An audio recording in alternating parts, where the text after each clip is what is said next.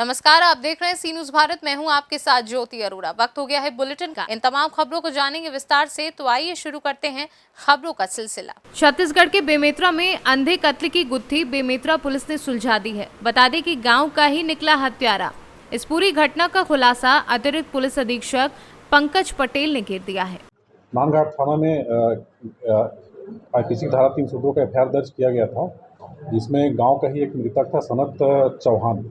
तो अपने विवेचना के दौरान ये पता चला कि उसी गांव का ब्राह्मण खपरी का ही एक आरोपी उत्तम गुलेरी, इसने आपसी झगड़ा वाद विवाद हुआ था शराब सेवन के पश्चात, जिससे क्रोधित होकर उसने कुल्हाड़ी से उसके गले पर वार करके उसका हत्या कर दिया था। प्रारंभ यह ब्लाइंड मर्डर था, किंतु पुलिस की सक्रियता से आरोपी को 2 दिवस के अंदर गिरफ्तार करने में सफलता प्राप्त हुई और साथ ही घटना में प्रयुक्त कुल्हाड़ी एवं अन्य साक्ष्य को जब्त करने में सफलता प्राप्त हुई। वर्तमान में इसे न्यायिक अदालत में पेश कर दिया गया आरोपी को। बेमेतरा से सी न्यूज़ संवाददाता संजू जैन की रिपोर्ट। बेमेतरा जिले के लोगों ने जगत गुरु शंकराचार्य जी को श्रद्धांजलि दी। सल्धा के सपात लक्षेश्वर धाम में जगत गुरु शंकराचार्य स्वामी स्वरूपानंद सरस्वती जी महाराज को जिले भर से आए हुए लोगों ने श्रद्धांजलि दी। श्रद्धांजलि के बाद भंडारे का आयोजन किया गया। बता दें कि सल्धा में जगत गुरु शंकराचार्य के प्रेरणा से 1.25 लाख शिवलिंग की स्थापना की जा रही है और ये बेमेतरा जिले से बहने वाली जीवनदायिनी शिवनाथ नदी के किनारे शिव धाम में किया जा रहा है। उसी जगह पर आज सैकड़ों की संख्या में जगत गुरु शंकराचार्य जी महाराज को श्रद्धांजलि देने के लिए पहुंचे और श्रद्धांजलि दी। श्रद्धांजलि है आज ब्रह्मलीन ज्योतिष एवं द्वारका शारदा पीठाधीश्वर जगत गुरु शंकराचार्य स्वामी स्वरूपानंद सरस्वती जी महाराज जी की श्रद्धांजलि सभा और भोजन प्रसाद की व्यवस्था है, जहां पूज्य गुरुदेव भगवान ने एक कल्प वृक्ष लगाया है 1.25 लाख पंखुड़ी वाला, जिसको सपात लक्षेश्वर धाम के नाम से जाना जाता है। लगभग 70 वर्ष से गुरु जी का आशीर्वाद इस क्षेत्र को प्राप्त होता रहा है। इसलिए सारे एक एक बच्चे यहाँ से जुड़े हुए हैं। वे सब पूज्य गुरुदेव भगवान को श्रद्धांजलि देने के लिए आज आए थे और सपात लक्षेश्वर धाम सल्धा में हम सब लोगों ने मिलकर के पूज्य गुरुदेव भगवान के स्मरण, उनके पादुका पूजन और भोजन प्रसाद करके गुरु जी का स्मरण किया और प्रार्थना की। क्योंकि गुरु तत्व तो कभी नष्ट होता नहीं है, इसलिए गुरु जी हम लोगों के साथ सदा विराजित है, सदा विद्यमान है। आज उनका स्मरण और पूजन की व्यवस्था थी। नींव रखे हुए हैं महाराज जी ने, उनका अभी कार्य चल रहा है, कब तक पूरा? पूज्य जगत गुरु शंकराचार्य भगवान ने ये व्यवस्था अपने शिष्य स्वामी श्री अभिमेक्तेश्वरानंद सरस्वती जी महाराज जी की जिम्मेदारी दी थी और आज इस समय वो ज्योतिष पीठ के जगत गुरु शंकराचार्य रूप में विद्यमान है। 2 दंडी सन्यासी गुरु जी ने पहले बनाए थे और 2 पीठ के शंकराचार्य उन्होंने घोषित कर दिया था। द्वारका शारदा पीठ के लिए स्वामी सदानंद जी महाराज जी और ज्योतिष पीठ के लिए स्वामी श्री अभिमुक्तेश्वरानंद सरस्वती जी महाराज जी, उनकी व्यवस्था वो देख रहे हैं। हम लोग उनके कार्य सेवक हैं और पूज्य स्वामी जी ने कहा है लगभग 2025 तक के ये कार्य को हम लोगों को पूरा करना है और फिर यहाँ दिव्य और भव्य दर्शन सबको सुलभ हो जाएंगे। आज श्रद्धांजलि कार्यक्रम था, क्या करेंगे? सपात लक्षेश्वर आश्रम उनका एक सपना था और आज इस स्थान में ब्रह्मलीन स्वरूपानंद सरस्वती जी को हृदय की गहराई से हम लोग सांसारिक प्राणी उनको विनम्र श्रद्धांजलि अर्पित करने आए थे और सल्धा आश्रम के प्रति उनको बहुत लगाव था और छत्तीसगढ़ के कोने कोने में और ख़ासकर हमारे बेमेतरा ज़िले में, कवर्धा ज़िले में, दुर्ग ज़िले में उनका एक एक गांव में, एक एक घर में आने जाने का अवसर प्राप्त हुआ था, उनका दर्शन करने का लाभ प्राप्त हुआ था। मैं मेरी तरफ से और सभी लोगों की तरफ से उनको श्रद्धांजलि अर्पित करने के लिए यहाँ पर आया। बेमेतरा से सी न्यूज़ संवाददाता संजू जैन की रिपोर्ट। खबर पश्चिम चंपारण के बेतिया से है, जहां बेतिया में आयुष चिकित्सकों के नियमित बहाली में विलंब के खिलाफ Ayush services association of Bihar द्वारा प्रायोजित चरणबद्ध आंदोलन के क्रम में सिविल सर्जन कार्यालय बेतिया से जिला समरालय कार्यालय तक कैंडल मार्च का आयोजन किया गया। आज से 2 वर्ष पूर्व 3270 आयुष चिकित्सकों के नियमित बहाली निकाली गई। 8 माह पहले काउंसलिंग की प्रक्रिया पूर्ण कर ली गई। सरकार और विभाग के उदासीनता के कारण हम लोगों की नियमित बहाली नहीं हो रही है। इसके लिए हम लोगों का आसव संघ चरणबद्ध आंदोलन की घोषणा की है, जिसका तीसरा चरण ही है कि कैंडल मार्च हम लोग सिविल सर्जन कार्यालय से और जिला समहर्ता के कार्यालय तक कैंडल मार्च करेंगे। डॉक्टर चंदेश्वर ठाकुर। बेतिया से सीनू संवाददाता विनोद कुमार की report. Lions club international Indore district 32-33 जीवन द्वारा सेवा सप्ताह के समापन का आयोजन अरिहंत अस्पताल एवं रिसर्च सेंटर के प्रांगण में श्री भगवान महावीर दिव्यांग सहायता समिति के तत्वाधान में किया गया। इस अवसर पर दिव्यांग जन को कृत्रिम पैर, हाथ एवं सहायक उपकरण वितरित किए गए। कार्यक्रम में अरिहंत अस्पताल के चेयरमैन डॉक्टर प्रकाश बंगानी ने सभा को संबोधित किया। अपने संबोधन में उन्होंने भगवान महावीर दिव्यांग सहायता समिति के कार्यों में अवगत कराया, दिव्यांगता के कारण और निवारण का उल्लेख किया। श्री प्रकाश बंगानी ने बताया कि इस तरह की सेवा कार्य लगातार 18 वर्षों से किए जा रहे हैं। आज लायंस क्लब के साथ संयुक्त रूप से हुए कार्यक्रम में इंदौर, देवास, नागदा, रतलाम, खंडवा, भोपाल, होशंगाबाद, धार, झाबुआ, निर्माणाधीन दूरदराज के क्षेत्रों से आए दिव्यांगजन लाभान्वित हुए। लायंस क्लब इंदौर ने आज उनका समापन दिवस था। Arihant hospital and research centre में लायंस क्लब द्वारा बरसों से विकलांगों के लिए भगवान महावीर विकलांग केंद्र सेवा समिति के द्वारा यहाँ जो विकलांगों का आर्टिफिशियल लेग देते हैं free of charge, caliper, crutches, tricycle, bicycle, तो उसका समापन कार्यक्रम आज लायंस क्लब ने यहाँ किया। लायंस क्लब बहुत सारे प्रोजेक्ट करते हैं और यहाँ भगवान महावीर विकलांग केंद्र का जो एक ब्रांच है इंदौर में, उसके लिए पिछले 10-12 साल से वो हर साल मदद करते हैं ताकि यहाँ विकलांगों की निःशुल्क सेवा की जा सके। इंदौर सेंटर ने पिछले 11 साल में 14,000 पेशेंट को ट्रीट किया है और अगर हम पूरे देश को और वर्ल्ड को देखें तो भगवान महावीर विकलांग सहायता समिति ने मोर देन 20 लाख लोगों का ये ट्रीटमेंट किया, जिससे कि जो डिसेबल हैं, जिनके पैर कट गए हैं, जिनका पोलियो हो गया है, और उनको सपोर्ट करके उनको डिसेबल से एबल करने का जो प्रयास ये संस्था कर रही है वो वाकई में काबिले तारीफ है। सर, पिछले 18 वर्षों से कर रही है संस्था कार्य, छोटे से लेवल से जो शुरू हुई आज एक बहुत बड़ी संस्था के रूप में कार्य कर रही है और अलग अलग जो संस्था है वो यहाँ पर आकर लाभ दिलाती है।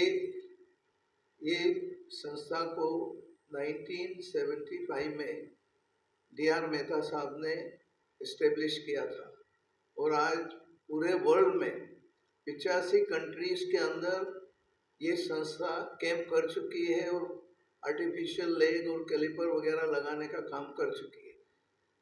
D.R. मेहता साहब को पद्मश्री तो मिला ही है, लेकिन उसके अलावा नेशनल इंटरनेशनल लेवल पे बहुत सारे इतने अवार्ड मैगजीन और बुक्स के द्वारा दिए गए हैं जिसकी अनुमोदना।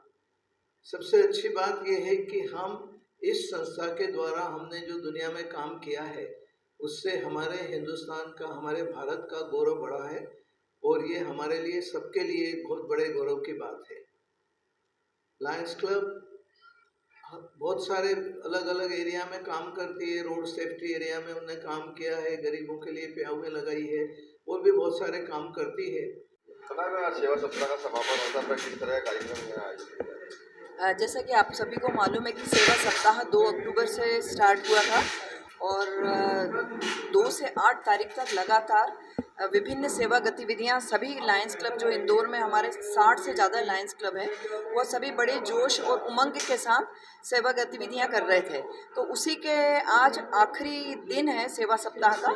उसका समापन समारोह हमने अरिहंत हॉस्पिटल में प्रोजेक्ट इनेबल, जिसके चेयरमैन लायन अक्षय भरकतिया जी हैं, उनके लीडरशिप में यहाँ रखा हुआ है, जिसमें कि हम जयपुर फुट बोलते हैं, पर वो जो पैर होता है वो यहाँ पर बनाया जाता है और उसको रीज़नेबली कॉस्ट में 2500 रुपये में मतलब लायंस क्लब को दिया जाता है, परंतु जो बेनिफिशियरी हैं उनको कोई कॉस्ट नहीं लगती। कोई भी कहीं भी किसी भी स्थान से आकर यहाँ पर अपने पैर ले सकता है और उसका लाभ उठा सकता है। मैं लायन डॉक्टर साधना सोडानी, डिस्ट्रिक्ट गवर्नर, डिस्ट्रिक्ट 3233 जीवन। इंदौर से सीनू संवाददाता सुरेश बैरागी की रिपोर्ट। गदागंज थाना समाधान दिवस का जिलाधिकारी इरमाला श्रीवास्तव व पुलिस अधीक्षक आलोक प्रियदर्शी ने औचक निरीक्षण किया। निरीक्षण के दौरान मिली खामियों में सुधार लाने का निर्देश दिए। आए हुए फरियादियों की समस्याएं व बीते दिनों हुई घटनाओं का निराकरण व खुलासा जल्द से जल्द करने के थाना प्रभारी अरविंद सिंह को सख्त निर्देश दिए।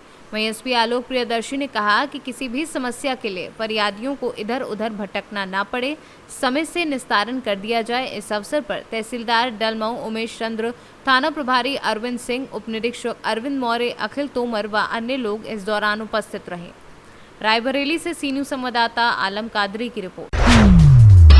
बुलंदशहर में कंप्यूटर साइंस के शिक्षक पर छात्र को बेरहमी से पीटने का आरोप।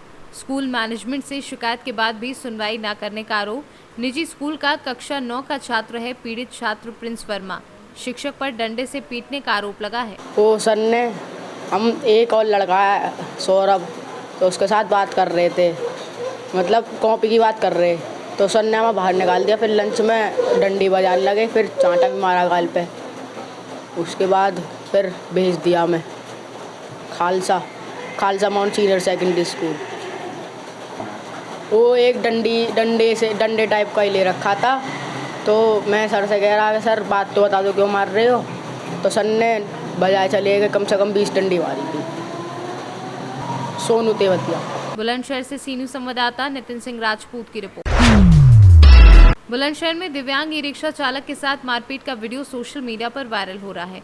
किराना की दुकान का संचालक बताया जा रहा है दिव्यांग के साथ मारपीट करने वाला आरोपी। अखाड़े की दुकान के सामने पहुंचने पर आग बबूला हो गया दुकान संचालक। ई रिक्शा से खींच दिव्यांग युवक के साथ की जमकर मारपीट। बुलंदशहर से सी न्यूज़ संवाददाता नितिन सिंह राजपूत की रिपोर्ट।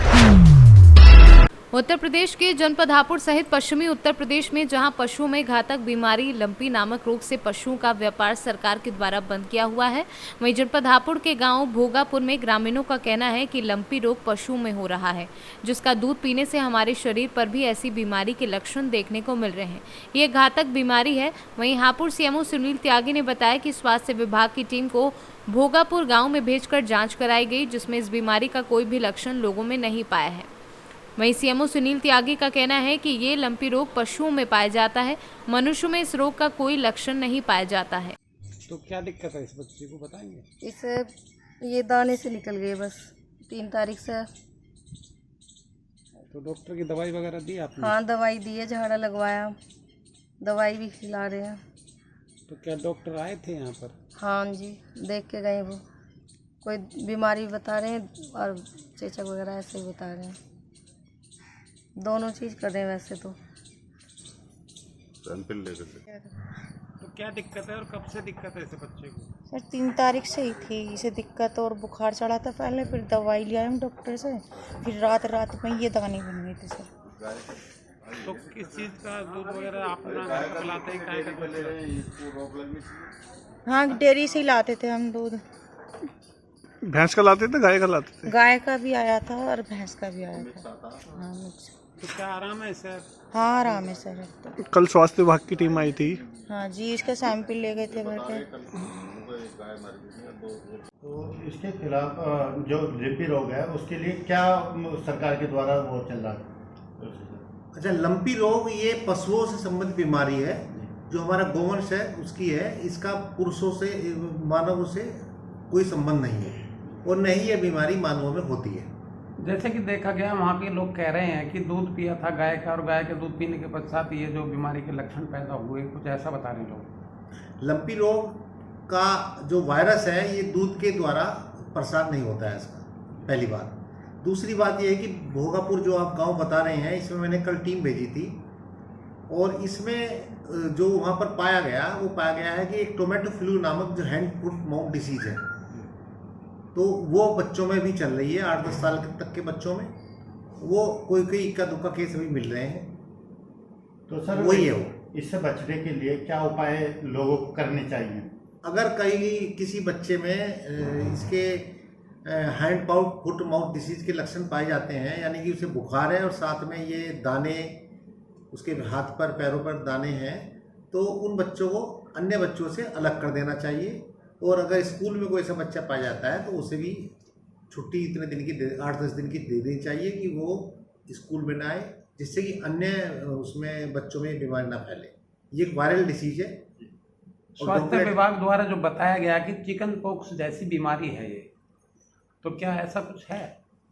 ये कहीं कहीं हमें चिकन पॉक्स मिली है और कहीं कहीं हमें ये tomato hand foot mouth disease, tomato flu जो होता है, ये मिला है। क्योंकि दोनों बीमारी के सिम्टम लगभग एक से हैं, दोनों बुखार होते हैं, दोनों में रैश होते हैं, दाने होते हैं, तो इनमें देखना पड़ता है। ये डॉक्टर ही पहचान सकता है, आम पब्लिक नहीं पहचान सकती। हालांकि दोनों की दवाई भी सेम ही है, एक सी दवाई चलनी है, वायरल डिसीज है, तो इसमें कोई घबराने की बात नहीं है। हापुड़ से सीनू संवाददाता सचिन सागर की रिपोर्ट। कन्नौज में देर रात सराय मीरा कन्नौज मार्ग पर खड़ा विशालकाय पेड़ अचानक गिरा। पेड़ के नीचे लगी आइसक्रीम की ठेली हुई क्षतिग्रस्त, कर्मचारी घायल। कई दिनों से हो रही लगातार बारिश के चलते गिरा विशालकाय वृक्ष। दिन में होता हादसा तो हो सकता था बड़ा नुकसान। कन्नौज से सीनू संवाददाता शिबू सैनी की रिपोर्ट। अकेला भाजपा प्रदेश अध्यक्ष सतीश पुनिया रविवार को हाडौती क्षेत्र के दौरे पर रहे। इस दौरान कोटा के सर्किट हाउस में प्रदेशाध्यक्ष सतीश पुनिया का झालावाड़ भाजपा जिला उपाध्यक्ष कालूराम मीणा के द्वारा जोरदार स्वागत किया गया। बता दें कि सतीश पुनिया के स्वागत को लेकर कालूराम मीणा भी अपने कार्यकर्ताओं व समर्थकों के साथ कोटा पहुंचे, जहां कालूराम मीणा ने उनका हाडौती क्षेत्र में पधारने पर भव्य स्वागत किया। राजस्थान से सीनू संवाददाता भगवान सिंह राजावत की रिपोर्ट। फिलहाल इस बुलेटिन में बस इतना ही। देश और दुनिया की बाकी खबरों के लिए आप देखते रहिए सी न्यूज़ भारत।